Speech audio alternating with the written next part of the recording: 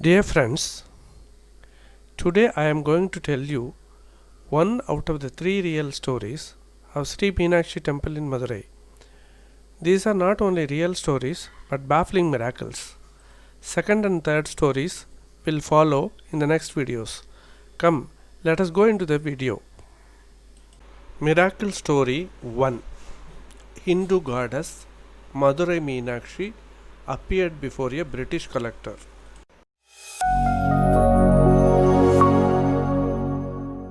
Mr. Rose Peter, a British national, was appointed as collector of Madurai during 1812 to 1828. As tax collector, Peter was also the administrator of the temple. Though he was being a Christian, he gave more importance to Hinduism and gave honor to local practices. Lord Meenakshi Amman temple was situated between his house and office. Every day he used to go to office by his horse, and when he crossed the temple he get down from the horse, remove his hat and shoes, carry them in his hand and walk across the area of the temple on barefoot. Through this he expressed his reverence towards goddess.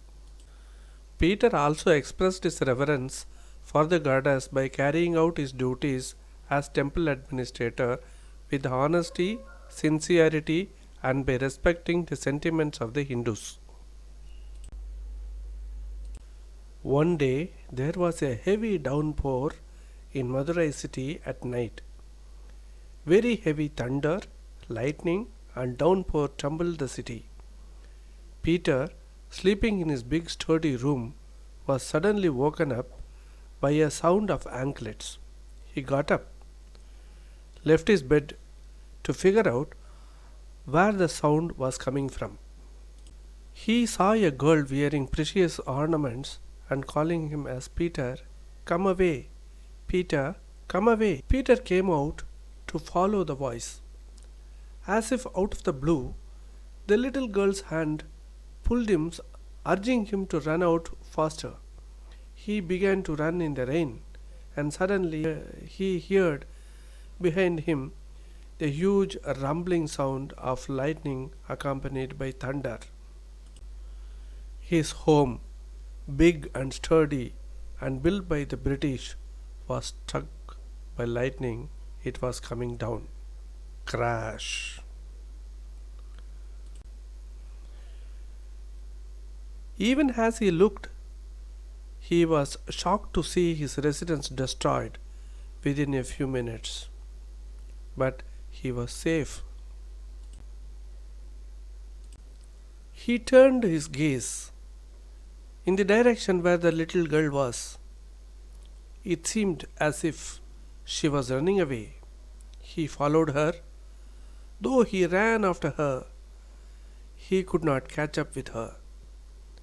The 3-year-old always seemed to be the same distance away from Peter, however fast he ran.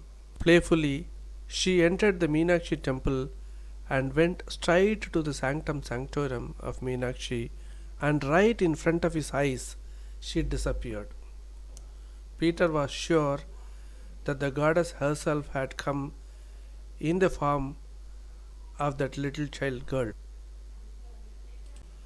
Before she could disappear completely, Peter noticed that the girl was barefoot. She had just on that pair of anklets whose tinkling musical sounds had woken him up. Peter believed that the little girl was none other than the goddess Meenakshi herself, who had come to save his life. Filled with awe and gratitude, he wished to demonstrate to her his understanding and belief that it was she who was his savior and that he was her child. Desiring to offer the goddess Meenakshi something precious that no one had ever gifted to her, he consulted the temple priests. They told him that on 5th day of the Chitrai festival, the goddess Meenakshi is taken on a golden horse around the temple. So Peter had a pair of golden shoes made for her. They were made of purest gold, 412 rubies, 72 emeralds, and 80 diamonds embedded in them. His name, Peter, was etched at the bottom. Till today, those shoes are called Peter Padukam, which loosely translate to Peter's footwear.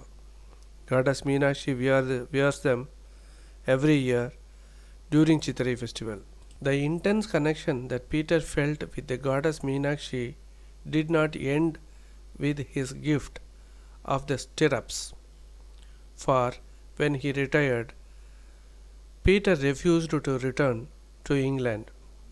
He continued to live in Madurai till he died, and his last wish was, when he was buried in the church in Madurai, his grave was to face the temple of goddess Meenakshi so he could gaze on her. That is how he was buried. If you wish to know the veracity of the miracle that saved Peter, there is a reference to it and to the donation of the stirrups in the Meenakshi Sundareswara temple's Sthala Varalaru.